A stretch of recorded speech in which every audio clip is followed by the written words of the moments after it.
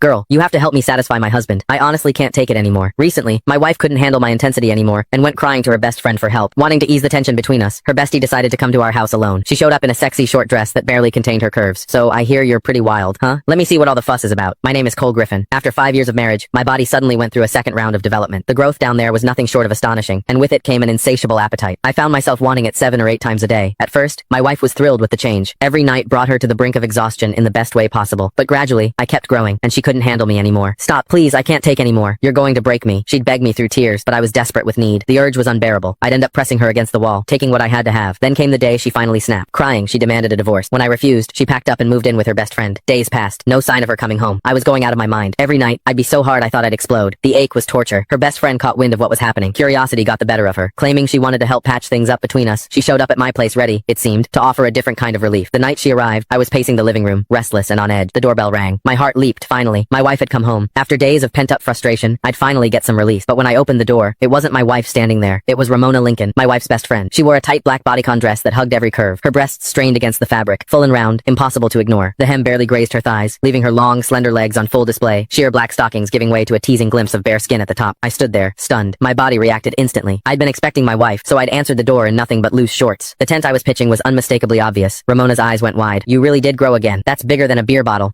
Truth was, Ramona was a woman with unmet needs herself. She was beautiful. Anyone could see that. But she'd married a rich old man. According to my wife, he'd burned through his prime too hard and too fast. Now his body had given out, and he couldn't satisfy her at all. These days, she apparently spent good money on male escorts to fill the void. I motioned her inside. She settled onto the couch, crossing her legs slowly, showing off those red bottom heels, making damn sure I noticed. So what brings you here, Ramona? I asked, grabbing a glass of water and handing it to her. Where's Rachel? She took a sip, then fixed me with a look. You're the reason. You're like a bull on steroids. Rachel's too scared to come home. I'm here to talk some sense into you. You can't keep going at her like that. She's delicate, for God's sake. No woman could handle a brute like you going full force. As she spoke, her chest rose and fell with each word. Those two magnificent breasts moved hypnotically beneath the thin fabric bigger than my wife's, fuller, and I couldn't tear my eyes away. My pulse hammered in my ears. God, I wanted to touch them. I sighed, settling into the chair across from her. It's not that I'm trying to be rough. It's this second development I can't control it. The urge hits me like a freight train. If I don't, at least once a day, the ache is unbearable. Ramona's eyes sparkled with curiosity.